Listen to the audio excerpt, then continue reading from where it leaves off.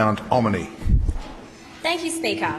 I rise today to speak regarding my first estimates as part of the State Development, Natural Resources and Agricultural Committee, Industry Development Committee. As the member for Mount Omni, it was a wonderful opportunity to ask ministers for updates on issues that I've been lobbying the government on since I was elected, and I'll touch on those today. For the residents of Oxley, the use of the Oxley Secondary School site redevelopment has been a matter of keen interest since the former tenants were evicted by the Newman government in 2014. I remember at the time meeting with the Premier, then the Leader of the Opposition, on site as she took her nieces to the ballet school on the grounds. They were now searching for a new home as the Newman government had asked them to leave.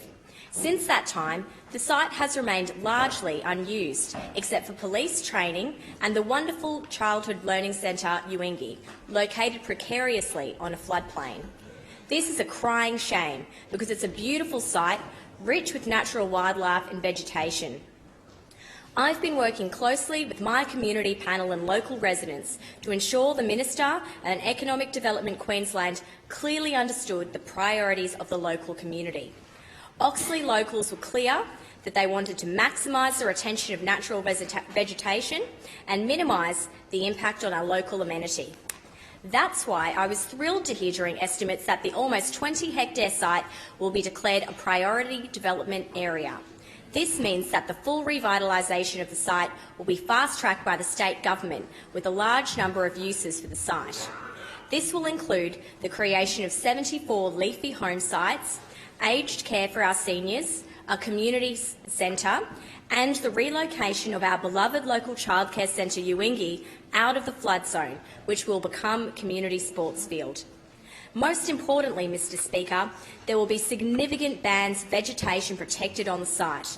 On the known slippage site adjoining Blackheath Road, there will be a large band of retained vegetation and remediation works. Over near Fort Road in Canossa, there will also be a second significant area of vegetation retained in public hands. This was at the overwhelming request of the community that we retain the vegetation that make this site so special. I want to pay tribute to the hard work of the Oxley community for ensuring that the Minister and Department had a clear idea of our vision for the site, and I am thrilled to see that the site will be revitalised for the community to use now and into the future. Speaker, something that affects each and every household in my electorate, indeed in Queensland, is electricity prices. I was thrilled to notice earlier this year that my existing retailer offered me, unprompted, a 26% discount on my power bill if I just signed up to make direct debit payments. I had many constituents making the same observations about their power bills, and I was pleased to have the opportunity to ask why. Speaker, because the Palaszczuk government has kept power assets in public hands, we have been able to invite a new energy retailer into the market. Alinta have been offering sizeable discounts well in excess of 20%, and other retailers are keen to compete. As a result, many Queenslanders are now requesting discounts from their retailers, and they are getting them. I'm incredibly proud to be part of a government delivering a boost for the budget of families all over Queensland.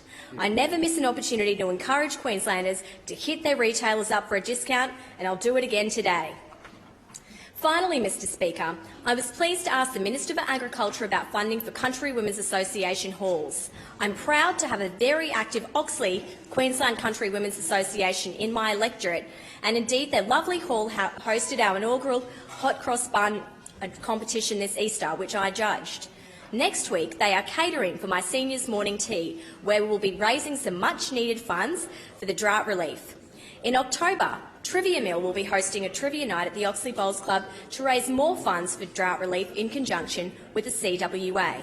Like I said, these incredibly hard-working women just don't stop, so I'm incredibly proud to be supporting the women who support our rural communities. We know that the QCWA have been long-standing advocates for drought relief, and it is simply fantastic to see their efforts being rewarded. Speaker, these were just a few of the highlights for the community of Mount Omni, and it was a pleasure to have the opportunity to sit as part of the committee and ask these questions.